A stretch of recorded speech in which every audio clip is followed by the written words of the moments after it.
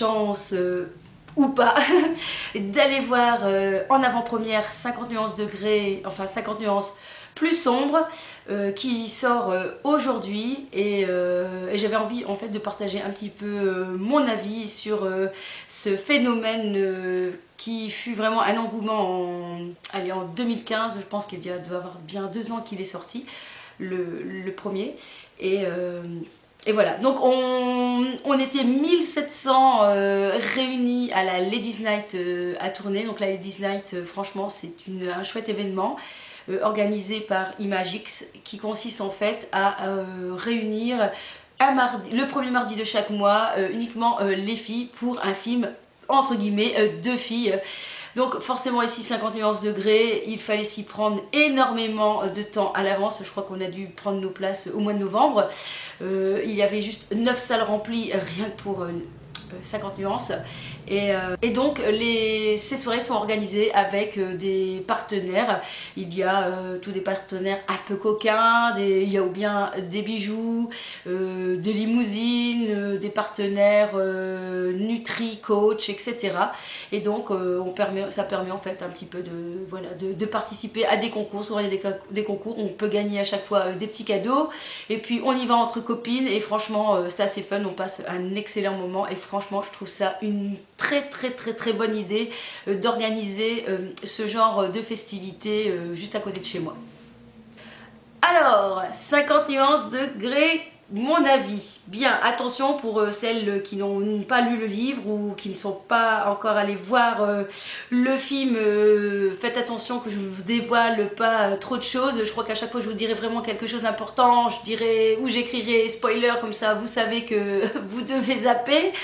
Donc premièrement, tout d'abord, pour être honnête, donc, je n'ai pas vraiment lu les livres, hein, donc du coup je ne sais pas à quoi exactement j'allais m'attendre pour le deuxième tome. Donc comme ça j'allais pas avoir de déception, parce que souvent on est déçu parce que les livres sont toujours plus développés que les films. C'est ce que j'avais toujours entendu, en tout cas même pour le tome 1 que j'avais commencé à lire. Et la critique du tome 1, forcément, c'était que c'était un petit peu trop gentil par rapport à ce qui était décrit dans le livre. En même temps, s'ils avaient suivi le livre, le film ne serait pas passé au cinéma, puisqu'il aurait été interdit aux moins de 18 ans. On est bien d'accord. Du coup, je pense que le réalisateur, qui était une femme, a fait le choix en fait de faire des choses un petit peu soft. Et en même temps, on reste dans le fantasme, ça doit rester dans le fantasme. Donc moi franchement j'avais bien aimé, même si au départ j'avais pas spécialement accroché sur l'acteur, je le trouvais trop miné, et parce que dans ma tête je m'étais mis à l'idée que c'était quelqu'un qui avait au moins 35-40 ans, et c'était pas du tout l'acteur auquel je m'attendais pour incarner Monsieur Grey. Par contre, concernant Anastasia, franchement, le choix, je trouve impeccable. Elle est tellement fraîche, elle dégage quelque chose de naïf. Je trouve qu'elle joue parfaitement son rôle. Et franchement, je n'ai rien à dire sur l'actrice, le choix de l'actrice. Je me disais, deuxième film, plus sombre. Je m'attendais à quelque chose d'un petit peu plus, peut-être hard que pour le premier tome. Et on peut dire que dans ce deuxième épisode, il y a un peu plus de scènes chaudes. On n'en montre toujours pas, bien sûr, ce n'est pas un film érotique que nous allons voir, mais il y a plus de scènes chaudes. Mais attention, spoiler! Il y a très peu de scènes de SM, hein. Ça on a on oublie quasi la chambre rouge, hein, qui existe presque plus. On la mentionne, mais il ne se passe plus grand chose. Il y a peut-être un élément, 2-3 fessées, mais ça s'arrête là. Ça devient, entre guillemets, j'ai envie de dire, plus classique. Ensuite, honnêtement, si je vous donne mon avis, c'est que j'ai pas aimé du tout la manière dont ça a été réalisé. Honnêtement, c'est une catastrophe. On est sur du plan à plan, donc on passe d'une scène à une autre scène sans lien. Franchement, attention, spoiler. Il y a une scène, très belle scène, où on la découvre en guêpière, avec vraiment une magnifique tenue, très sexy, franchement magnifique. Elle va à un bal, elle met donc sa belle robe de soirée. il la déshabille entre temps et là elle a plus rien, elle a juste le slip, elle n'a plus la guêpière. Où est passée la guêpière, où est passé tout l'ensemble, on ne sait pas. Bon, attention, spoiler! Monsieur Grey va avoir un accident d'hélicoptère, donc on voit qu'il va s'écraser dans une forêt style amazonienne, hein, vraiment on ne sait pas où, assez loin entre guillemets. Tout le monde est sous le choc, triste, ça y est c'est la fin, on n'a pas retrouvé le corps, il sera peut-être mort. Et je veux dire 5 secondes après, il apparaît avec un petit peu de noir sur son visage en disant « Tiens, pourquoi vous êtes tous en train de pleurer? Je vais bien, c'est bon, on passe à autre chose. » Scène suivante.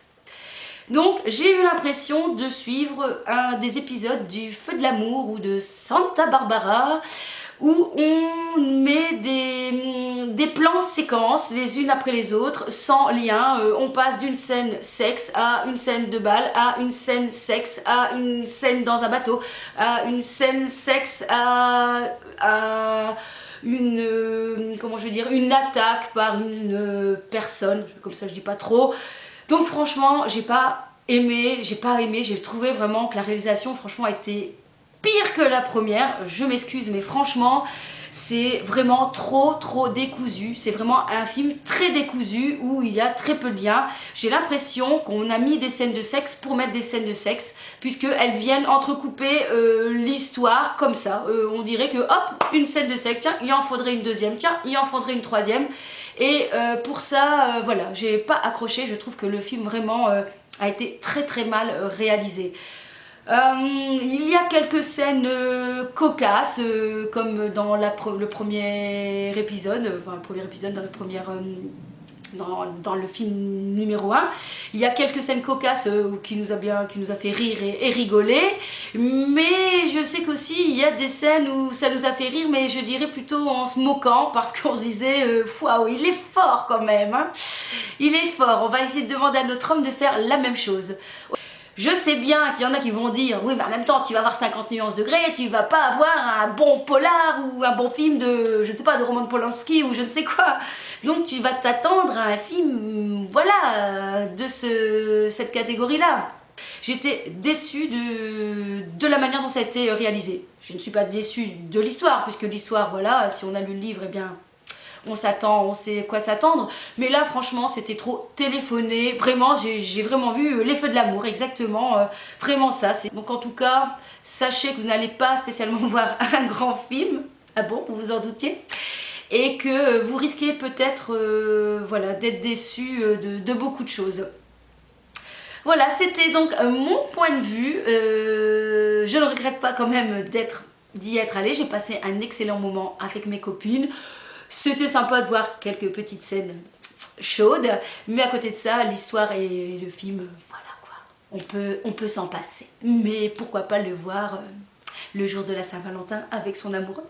On ne sait jamais, peut-être que lui aussi il va apprécier, ou pas.